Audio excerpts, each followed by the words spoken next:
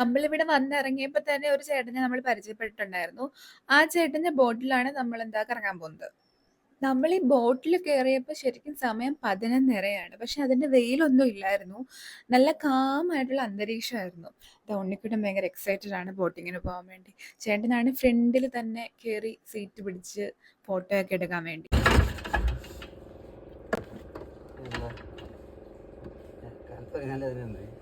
അപ്പോഴാണ് നമ്മൾ ആ കാഴ്ച കണ്ടത്. നമ്മുടെ ബോട്ടിന്റെ മോട്ടർ ഓണാവുന്നില്ല. നമ്മുടെ വള്ളക്കാരൻ ചേട്ടനാണെങ്കിൽ കുറച്ചധികം കിടന്ന് കഷ്ടപ്പെടുകയാണ് അത് ഓണാക്കാൻ വേണ്ടി. ഇതിനെ ആ ചെറിയ സ്പാൻഡറും കൊണ്ട് കൊടുക്ക്. ഇപ്പൊ ശരിയായിട്ട് എപ്പോഴും എപ്പോഴും ഇങ്ങനെ പറയണമെന്നില്ല, ശരിയാക്കി തന്നാ മതി. കേറാൻ പറ. വീട്ടിൽ പോകണം.